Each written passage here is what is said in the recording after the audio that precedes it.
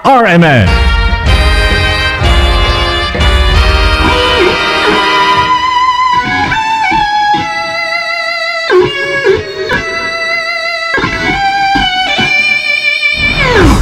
Ito ang nag-iisang pagbabalita sa radyo na tunay na napapakinggan ng Pilipino sa buong bansa, sa buong mundo. Kasama si Buddy Oberas. Live mula sa RMN News Center, Manila. Ito ang KBP Golden Dove Best News Program. RMN News Nationwide. Headlines. Ngayong tanghali sa RMN News Nationwide, NDRRMC Executive Director Benito Ramos nagbitiw sa pwesto. Onsehan sa illegal numbers game, tunay na motibo sa Quezon shootout. Ayon sa kursada ng bayan, matagal na namin nasa listahan yan. So, sa tingin po namin talagang ang involvement niya nagkaunsihan sa illegal number games yan. Pagadian City Mayor Samiko kumpiyansa ibabasura ng DOJ ang kaso laban sa kanya kaugnay sa pag-aasangkot sa pyramid scam. Yung iba kasi nagbe-withdraw na rin Kinausap ko na lang na okay maniwala sa kalokohan yan. Kasi siyempre tinutubok po ni Governor, no? Headlines. 10 response vessel ng Philippine Coast Guard aprobado na ng Japanese government.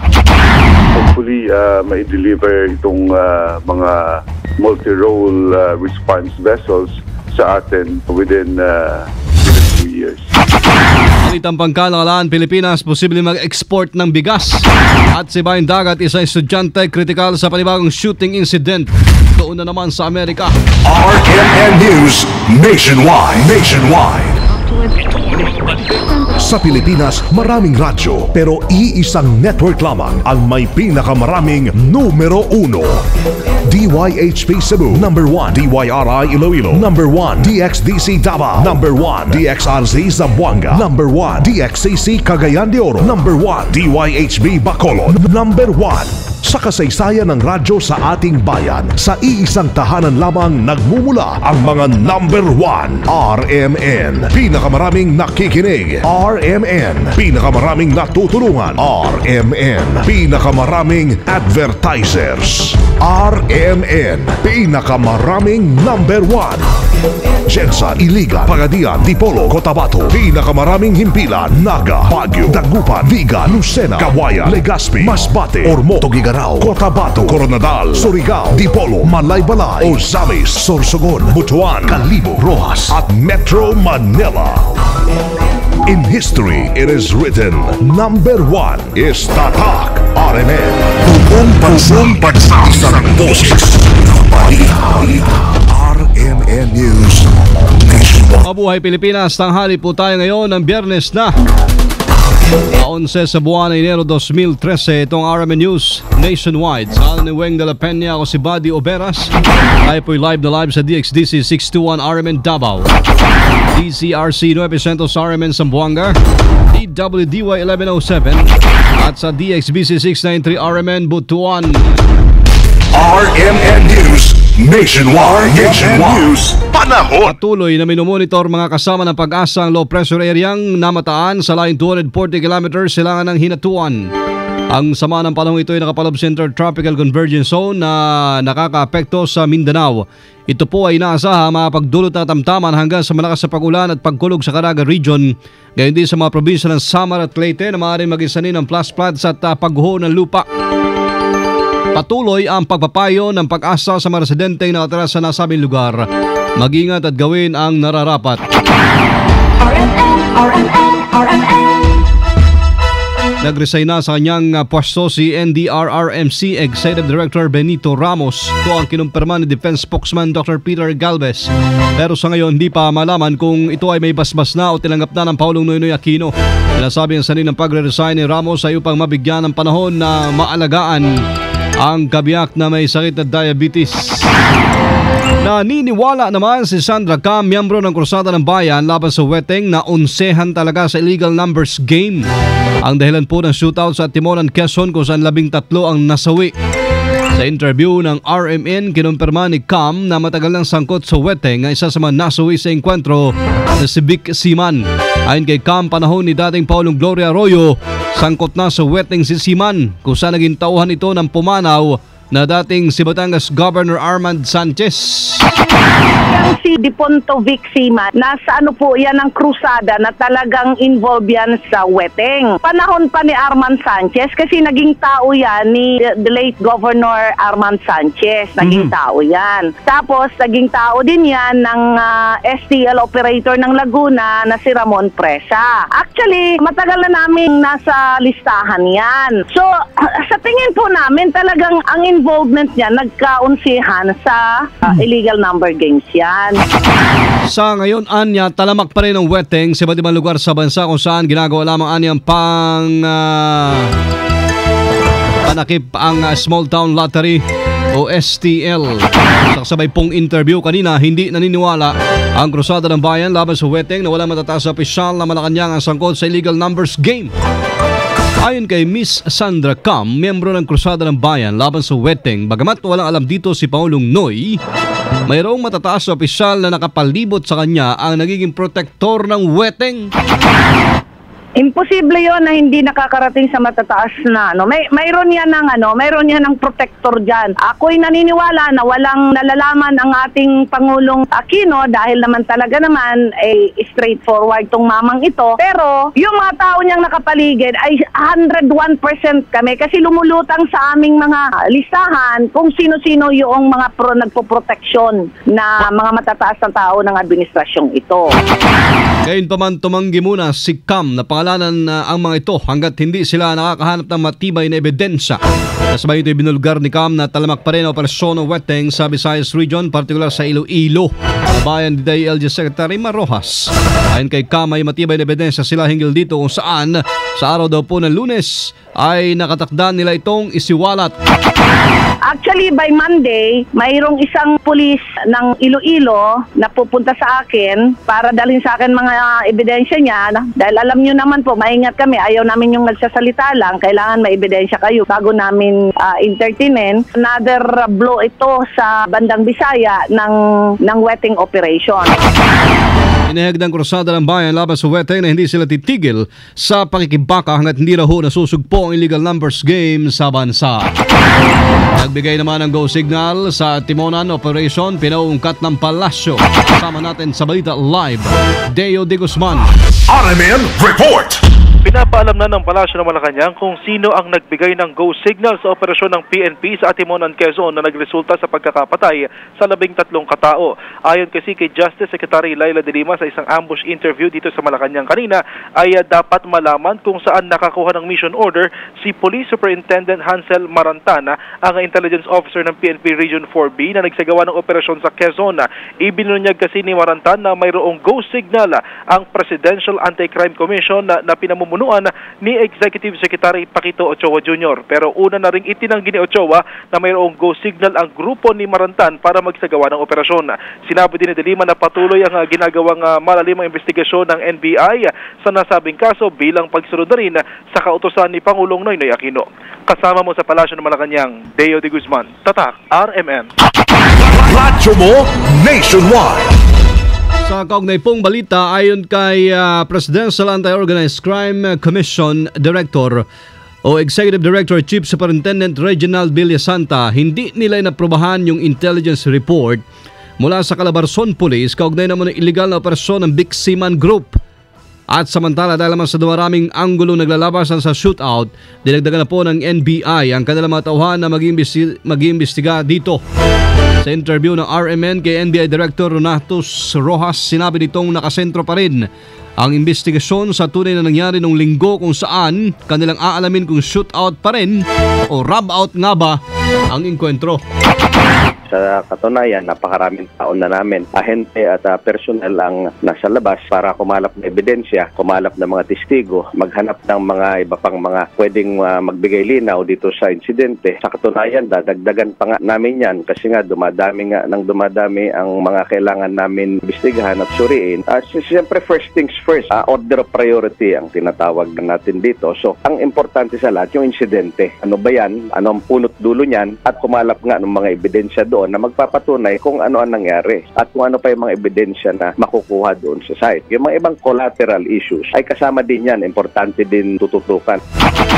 Yan, back to barracks na mga sundalong sangkot sa insidente.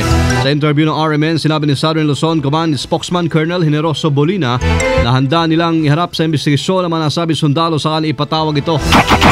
Kaya pinahold sila dito sa Quezon kung saan sila nakabase dito sa Candelaria, Quezon. Ang may instruction doon na standby sila kasi yung nagkakaroon nga tayo ng inquiry. So, nandun pa rin sila sa area para hindi naman natin papabayaan ng peace and security. Doon sila doon sa kanilang, restricted sila doon sa kanilang, kaantay po sila ng inquiry, ng result ng inquiry para na malaman actually naantayan yan ni General Duga ng result ng inquiry na yan para makapag-decide doon na nararapat para sa kanila. Armed Forces, tiniyak pong buo ang magiging suporta sa investigasyon ng NBI kaugnay sa shootout sa Quezon. Kasama natin sa Balita Live, Rhea Mamogay. RMN Report! Iniyak ni Philippine Army Chief Lieutenant General Emmanuel Bautista na buong suporta ang gagawin ng mga sundalong nakasama sa madugong engkwentro sa Timonan, Quezon sa isinasagawang investigasyon ngayon ng National Bureau of Investigation.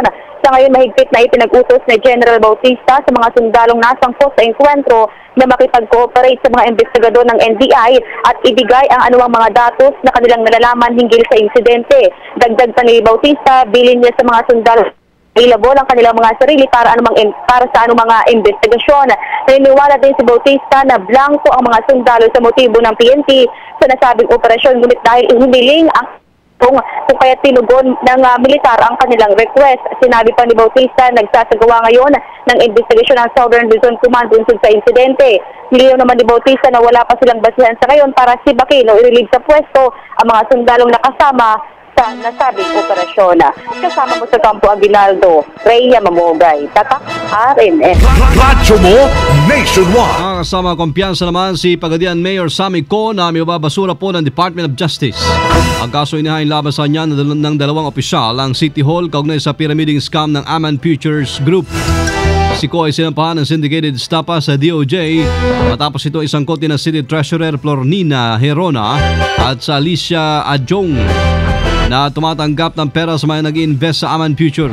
Sa interview ng RMN kay Pagadian Mayor Co, walang matibay anyang ebidensyang maiharap ang mga complainant na nakapagpapatunay na sangkot siya sa pyramiding. Bukod dito ay may ilang nagre-reklamo rin anya ang umatras na sa kaso. Yung parang nag-request pa sila, magsusupplemental pa sila daw, gano'n, dagdagan pa nila yung kaso nila kasi very light lang yung kaso nila. Kasi yung unang nag-file, di ko nga maintindihan kasi iba yung ibang allegation niya sa demand letter niya, saka iba yung allegation niya sa pinail niya sa NBI. Yung iba kasi nag-withdraw na rin kinausap ko na lang na okay maniwala sa kalokohan yan kasi siyempre tinutumbok lang ko ni Governor, no? Naniniwala si Co na politikang dahilan kung bakit siya sinasangkot sa pyramiding scam. Inaasahan mga kasamang mapapasa kamaynahan ng Pilipinas ang 10 multi-role response vessel ng Philippine Coast Guard. Yan ang kinumpirma sa interview ng RMN ni Department of Foreign Affairs spokesman Asek Raul Hernandez. Kaugnay sa naganap na bilateral meeting ng gobyerno ng Pilipinas kay Japanese Foreign Minister Fumio Kishida sa Malacanang. Ayon kay Hernandez, isa sa pinag-usapan ng loan ng Pilipinas sa Japan para sa pagpapagawa ng 10 multi-role response vessel na tutulong sa pagpapatrolya ng teritoryo ng bansa. Sa ngayon ay aprobado na ng NEDA at target na maibigay ng gobyerno ng Japan sa loob ng 18 buwan o mahigit sa 2 taon.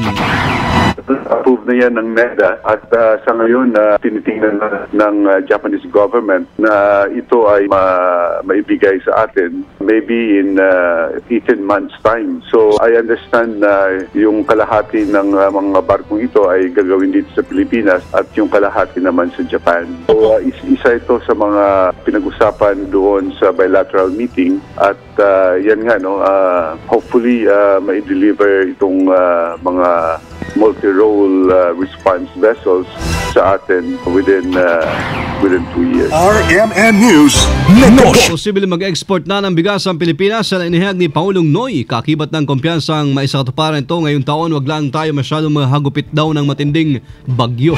Malaking tulong dinaan niya ito ang irigasyong tinatayo ng Department of Agriculture sa mga lalawigan at pagkakalob ng dekalidad na binhi gaya ng bigas.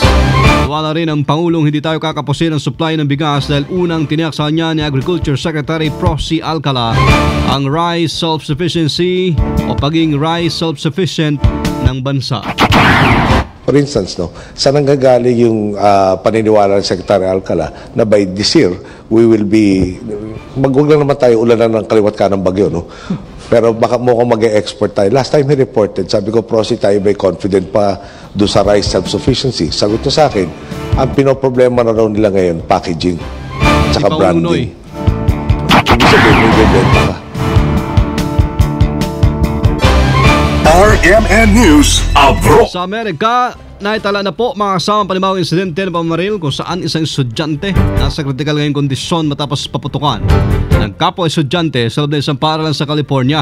Nangyari yan sa Science Building ng Taft Union High School at ang suspect, 16 anyos na lalaking mag-aaral din, gamit ang 12-gauge shotgun. Biglang pumasok sa nasabing gusali ang suspect, walang kaabog-abog na namaril. Binaril ang biktima. Sa amin po, stable naman ang biktima na nagtamo ng tama ng bala ng baril sa dibdib. Habang nasa kustodiya na ng pulisya ang menor de edad na suspect. Live tayo mga kasama mula po sa RMN News Center, Makati City, Metro Manila, Philippines. Inyong narinig muli ang numero 1 RMN News nationwide. Biyernes na po ng tanghali, January 11, 2013. Sa mga taga-Butuan, susunod na dyan sila kasamang Jerry Campos at Sassy Bubar. Sa RMN News Diretso Balitang Butuan sa numero 1 DXBC 693. Panoorin po ang pagbabalita natin alas 12 ngayon ng tanghali sa YouTube lang mga kasama. Type lamang po ang RMN News Nationwide. Kasama nyo sa serbisyo publiko sa ngalan ni Weng de la Peña. Happy weekend everybody. Ako si Buddy Oberas. Dito pa rin sa tahanan na may pinakamaraming number 1 sa 2013. Pinakamaraming himpilan sa 2013. Ang RMN, Radyo Mo Nationwide. 60 years na maasahang public service nationwide. Ang pinakamalaking mga balita abot sa bawat Pilipino saan man sa bansa. RMN News Nationwide. At ang alas 12:18. Bigyan mo ako